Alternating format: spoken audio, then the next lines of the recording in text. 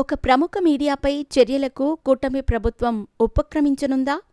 ప్రభుత్వంపై వ్యతిరేక ప్రచారం చేస్తున్న ఆ సెక్షన్ మీడియాపై యాక్షన్ తప్పదా అంటే అవుననే సమాధానమే వినిపిస్తోంది. 2 రోజుల కిందట ఆ మీడియాలో జరిగిన డిబేట్లో అమరావతి మహిళా రైతులపై ఓ జర్నలిస్ట్ అనుచిత వ్యాఖ్యలు చేసిన సంగతి తెలిసిందే. అమరావతి ప్రాంతంలో వేశ్యలుంటారంటూ సదరు జర్నలిస్ట్ కామెంట్స్ చేయక డిబేట్ నిర్వహిస్తున్న విశ్లేషకుడు సైతం దానిని సమర్థిస్తూ వ్యాఖ్యలు చేశారు. ఇది ఇప్పుడు పెను దుమారానికి దారితీస్తోంది. రాజధాని రైతులు దీనిపై ఆగ్రహం వ్యక్తం చేస్తున్నారు.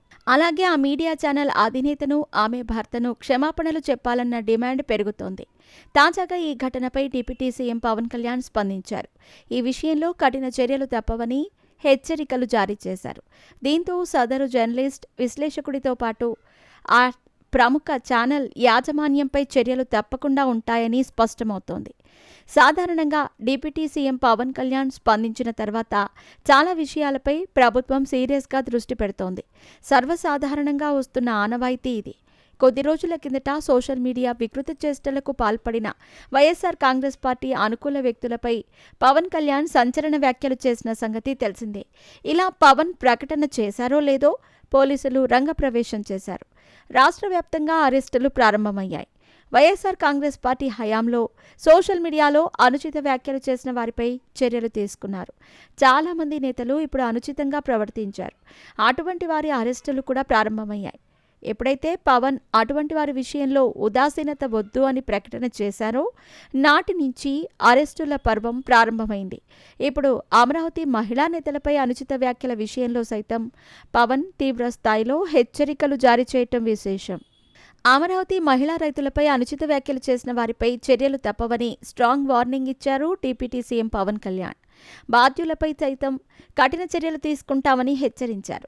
వ్యతిరేక వ్యాఖ్యలు చేసిన జర్నలిస్టుపై విశ్లేషకుడి ముసుగులో కొమ్మినేని శ్రీనివాసరావు దారుణ వ్యాఖ్యల వెనుక వ్యవస్థీకృతమైన కుట్ర దాగి ఉందని పవన్ అభిప్రాయపడ్డారు. ఆ మాటలను ఒక వ్యక్తి చేసిన వ్యాఖ్యలుగా చూడొద్దని పేర్కొన్నారు.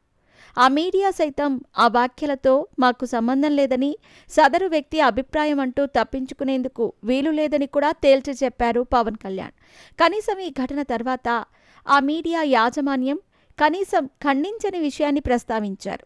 నీచ భాషతో రాజధాని ప్రాంతాన్ని, అక్కడ నివసిస్తున్న మహిళలను, ఆ ప్రాంత చారిత్రక నేపథ్యాన్ని అవమానకరంగా మాట్లాడటం వెనుక కుట్ర దాగి ఉందని గుర్తు చేశారు డిప్యూటీ సీఎం పవన్ కళ్యాణ్.